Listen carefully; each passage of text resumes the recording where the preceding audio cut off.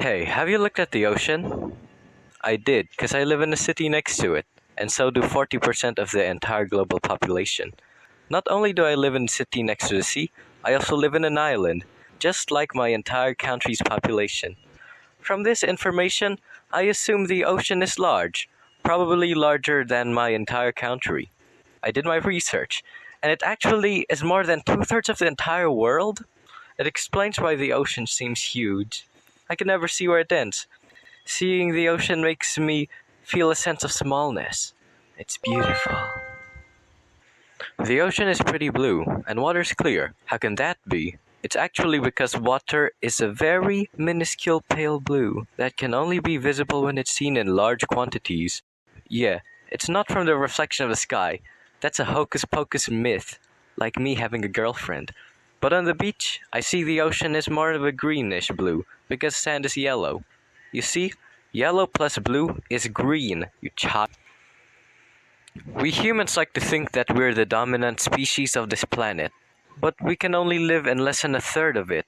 Way less if you remove all those dry, mountainous, and or cold hellscapes that seem to exist on this hellish planet. Yeah, we humans have put so much chemicals and garbage in the ocean, but orcas, they're too intelligent. They'll develop opposable thumbs before we know it, then they will be our true overlords. I have a proposal to get rid of the orca threat. We should develop gills, bring the needed supplies, and subject them to the educational system. Mwahahaha! Our waters are pretty polluted. Fertilizer gets into the rivers and causes algal bloom. Our showers put pollutants such as pathogens, phosphorus, and nitrogen in the sewage, and our industry spills heavy metals and toxic chemicals. Oil pollutes our oceans not only through big oil spills that you can see in the news, but also through cars, trucks, ships, factories, farms, and cities. In 100 years, I won't have to worry about this city, because I'll be underground.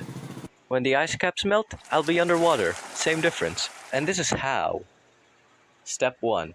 Global warming melt ice. Step 2. Ice become water. Step 3.